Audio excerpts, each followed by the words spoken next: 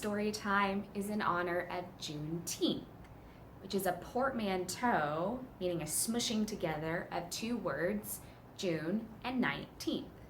Because it was on this day, back in 1865, that Union soldiers landed in Galveston, Texas, to announce that the war is over and that the slaves were free.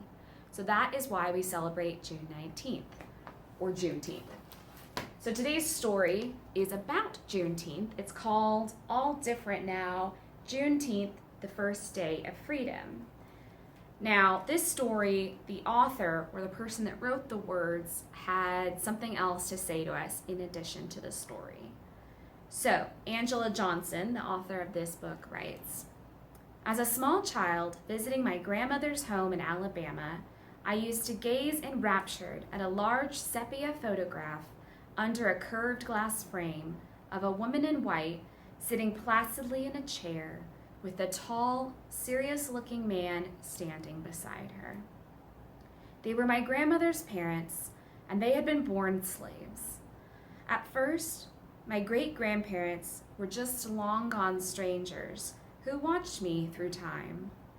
With every preceding visit, though, I warmed to them and could not wait to curl up on my grandmother's flowered settee and stare back at them for hours. They were a mystery, but tangible proof to my young eyes that all I'd learned about slavery in books was a reality in my own family. Despite knowing a bit of my family history, I'd never really thought of their moment of emancipation. For some, it did not come as early as it did for others.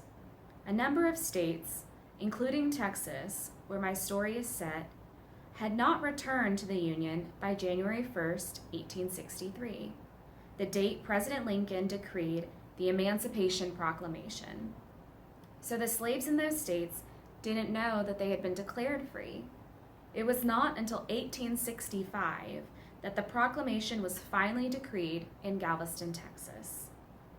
Juneteenth, commemorated on June 19th, is the celebration of that event, with Texas widely believed to be the first state to observe it.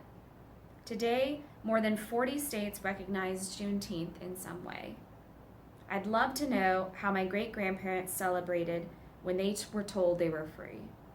But that tale has been lost to time, so I can only hope that this one will do. Let's hear her story. All Different Now, Juneteenth, the First Day of Freedom, by Angela Johnson and illustrated by E.B. Lewis.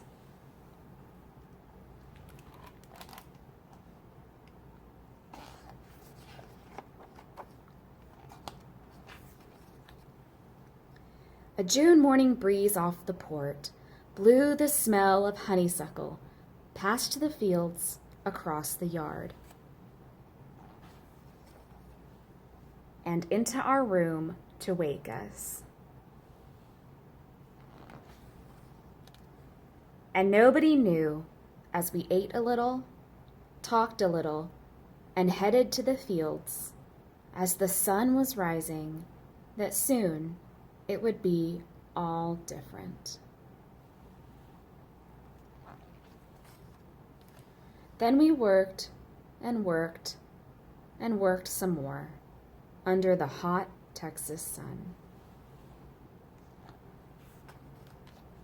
until word spread from the port to town, through the countryside, and into the fields, that a Union general had read from a balcony that we were all now and forever free, and things would be all different now.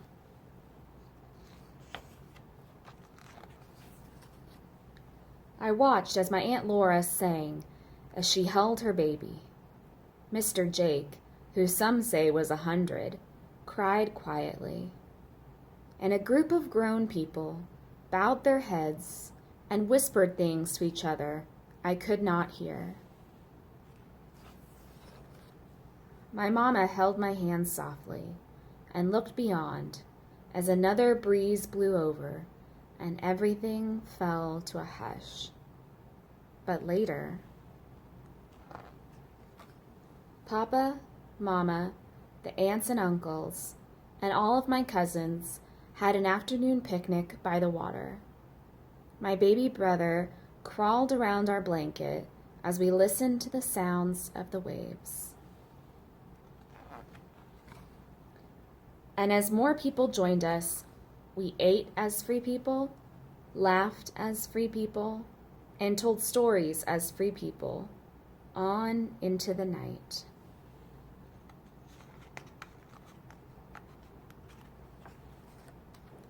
What was before would be no more.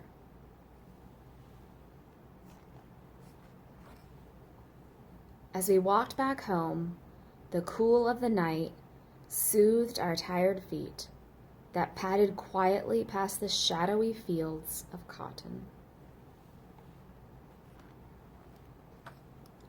And in the morning, the smell of honeysuckle will wake me again beside my sisters and brother to a time that will be, for all of us, all different now. The end.